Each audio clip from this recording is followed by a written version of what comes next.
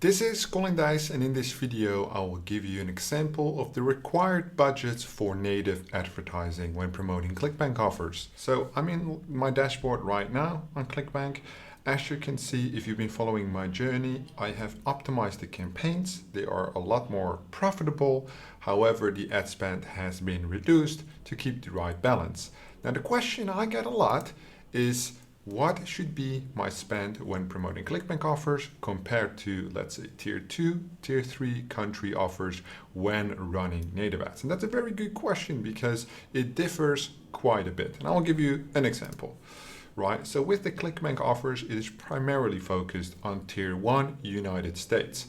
So I'll write it out for you, tier 1, and then we have the 3 tiers, right? So tier 1, tier 2 and tier 3. Those are the advertising tiers. So if you type in advertising tiers on Google, you get a list of the specific countries per specific tier. So what you can see in tier 1 is like Australia, Austria, Belgium, basically Western European countries, Australia, New Zealand, Scandinavia, and then you got United States, Canada right there. Tier 2 is already examples, Eastern Europe, Mexico, some Latin American countries, and if you go deep into the tier 3, you'll find Southeast Asia, the regions of the Middle East like Afghanistan, some Latin American countries there as well.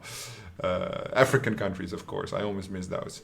But there's quite a list, right? And even Moldova, which is East European, are there. So to see which countries are on the list, what you would have to understand is that based on a country where they fit on the list has to do with different things, primarily with purchase power and supply and demand, right? So purchase power, which usually is expressed in even like economic terms, gross domestic product, these type of definitions. But I will keep it simple for you. It's basically high, medium, low, which means that the consumption in tier 1 countries, people have more money to spend relative to the other tiers. For example, a salary in the United States on average might be $3,000 a month. In a tier 2 country like Mexico, this might be $1,000 per month. And in a tier 3 country like Kenya, it might be $150 per month, right? People do not have sufficient capital, can also not spend this money, right? When we look at, for example, supply, or let's start with the demand, right? Consumption patterns in tier 1, high, right? Especially online. In tier 2, medium, and in tier 3, low. So what happens is online demand in tier 1 is high, offline demand also high. In tier 2, online demand, medium, offline demand high. Tier 3, online demand low, offline demand extremely high, right? That's more common to buy things in the market than order something online, right? If I literally need anything for my MacBook, my mouse, my office, my clothing, I order it online. I never go to the city to purchase something in a store anymore, right? It's a tier 1 capitalistic environment. Therefore, the supply, and this as an affiliate is extremely important, there are a lot of offers in tier 1. People are buying, affiliates are getting conversions, advertisers have exactly what they're looking for, high supply, right? You get medium supply and low supply. If you look at Kenya, Ghana, there might be some affiliate offers, maybe 2 or 3, where in the United States there are thousands, right? So obviously when there's no money to be made, advertisers do not prep offers for these specific geos because they cannot make any money or not as much money. What's very important to note is that things on a bigger economic scale, political scale, like financial infrastructure in general, you know, goods have to be transported, but specifically financial infrastructure, credit cards, online payments. In the lower tiers, these countries are not as developed and therefore they move to the lower tiers. These are advertising tiers, right? So we have the purchase power, we have the demand, we have the supply, right? In line, these are cost. High demand, high supply, specifically looking at high demand, it means that advertisers can make money and they will spend. So the cost, high, right? Again, cost medium and cost low. Now the question is, what is high cost, right? So I will give you two examples. I will give you CPM and then CPC. These are very broad native advertising indications, right? So do not think that this is what you should strive for. This is across the globe. I'm combining multiple geos in one, just for illustrative purposes, so you can get an idea on the difference, right?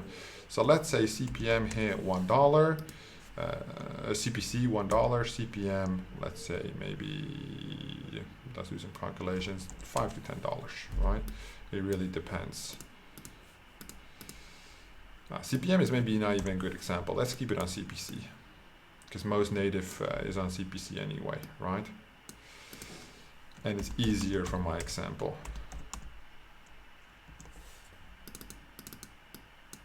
So what you can see is that in the tier 1, let's say for example, the cost per click is $1. In tier 2, it's already 1/4 of the price. And then tier 3 is significantly lower, right? So what you get is a lot of clicks in the lower tiers, less conversions, solely because it's not a buying based audience, right? When we look at the demand and the supply and the purchase power specifically, you might have a very low conversion rate here, a lot higher conversion rate here, but that is in line with the price of the traffic. Advertisers calculate this as well on the back end, where they show you the product price is also significantly higher in tier 1 in terms of payout relative to tier 3, and it all flows back into the earnings per click versus the cost per click, right? So when we would start to promote offers in tier 1, right, per product, per campaign, you don't want to test with less than 1,000. If somebody would come to me and ask me for my advice, I'll probably say $2,500, right? There's such an insane amount of traffic available, right? We want to test things properly. We do not want to kill campaigns early, so that is required. With well, let me write it. Let's say 1,000 to 5,000, right? Because I always like to be on the bigger scope of things, right? So I would prefer 5,000. More room is always better. But of course, $5,000 per campaign is not that cheap. $1,000 neither. So according to my approach, right, the testing philosophy that I follow, you could test a campaign for, let's say, $250, right, just to see the initial traction. However, what you don't want is to see the traction and then not be able to scale, right, or further optimize. And therefore, you would need a bigger budget. You cannot just attempt something with native advertising. It's either doing or not doing it. And if you do it, then do it properly, right? That's my personal methodology. And that is something that people are usually quite successful with. So let's say tier 2, 500 to 1,000. It's not that special, right? Specifically lower tier 2, maybe even 250, depends on where you go. Deep Eastern Europe is definitely not that expensive.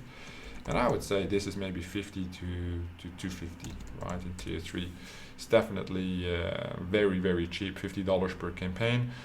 To completely test, also do not expect that much, right? So this is ROI yield, however, is basically the same across all these three levels, right? Because if you make a 10%, 30% ROI over $50 or 30% ROI over $5,000, the net profit margin is higher, but the ROI percentage is the same. So profit potential, right? Let's say out of 10, I would say 10 out of 10 here. Here probably 4 out of 10, and here probably 1 out of 10, right? Maybe even not even 1 out of 10, I would say 0.5 out of 10, right? That low. The profits that you'll make in tier 3 are just insignificant for a tier 1 advertiser. So if you are from a tier 1 country, then most likely you want to start with tier 2, work your way up until tier 1 until you know what you're doing. If you are from a tier 3 country, then you can promote in tier 3 because you have the same relevant cash flow. I am from a tier 1 country. I am an experienced advertiser, so I only focus on tier 1. That's why I'm running ClickBank offers, because those are most suitable for me. Looking at this small adjusted overview presented to you, you can basically decide for yourself if it's suitable for you to promote ClickBank offers using native ads. If you have any questions, feel free to ask me down in the comments below. I hope you learned something that you would like to know about budgeting. Thank you so much for watching, and I'll see you in the next one.